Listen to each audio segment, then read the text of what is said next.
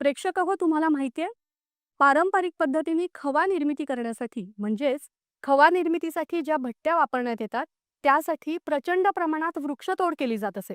यावर उपाय म्हणून धाराशिव जिल्ह्यातल्या भूम या तालुक्यामधले विनोद जोगदंड यांनी सौर ऊर्जेवर चालणारं एक इंडक्शन मशीन तयार केलं आणि पर्यावरणाचा ऱ्हास कमी करण्यासाठी हातभार लावला.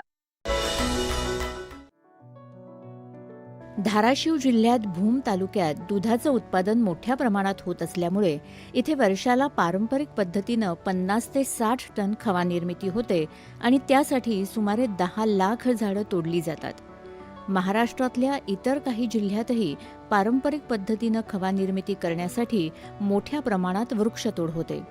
यावर उपाय म्हणून धाराशिव जिल्ह्यातील भूम तालुक्यातील विनोद जोगदंड यांनी सौर ऊर्जेवर आधारित खवा निर्मिती सुरू केली आहे. विनोद जोगदंड यांनी सौर ऊर्जेवर आधारित खवा क्लस्टरमध्ये खवा निर्मितीसाठी इंडक्शन मशीन तयार करण्याचा ध्यास घेतला आणि अथक प्रयत्नांनंतर त्यांना यशही आलं. या मशीनचं वैशिष्ट्य असं आहे की या मशीनला कुठलाही बॉयलर, गॅस, डिझेल कुठलंही इंधन न लागता लाईटवरती बटन दाबलं की खवा निर्मिती होते. यासाठी जी लागणारी मॅन पॉवर आहे ती पण खूप कमी प्रमाणात लागते आणि जी खव्याची चव आहे, पारंपरिक जी चव आहे तीच पद्धतीनं याची चव असल्या कारणानं व्यापाऱ्यांची हैदराबाद असेल, पूर्ण महाराष्ट्र असेल, महाराष्ट्राच्या बाहेर असेल, पेढ्याचे लोक असतील, खूप मोठ्या प्रमाणात याला मागणी निर्माण होत आहे. आणि ह्या मशीनचं आणखी एक वैशिष्ट्य म्हणजे या मशीनमध्ये एकाच मशीनमध्ये खवा तयार होतो, पेढा तयार होतो, बासुंदी तयार होते, त्यानंतर पनीर तयार करण्यासाठी दूध गरम करता येतं. आणखी एक वैशिष्ट्य असं की जर शेतकऱ्याकडं स्वतःची शेती असेल 1-2 एकर तर ऊस आणि काकवी ही एकदम अतिउत्तम प्रकारे या ठिकाणी या मशीनवरती तयार होते.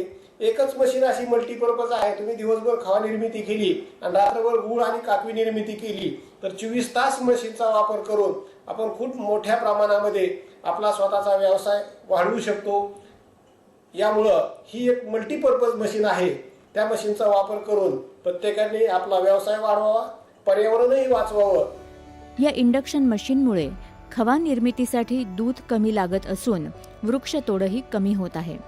खव्याच्या उत्पादन खर्चातही बचत होत आहे. वृक्षतोड कमी करून सौर ऊर्जेचा वापर करून पर्यावरणपूरक खवा निर्मिती करणारा भारतातील हा पहिलाच प्रकल्प आहे. हे विशेष. दूरदर्शन बातम्यांसाठी देविदास पाठक, धाराशिव.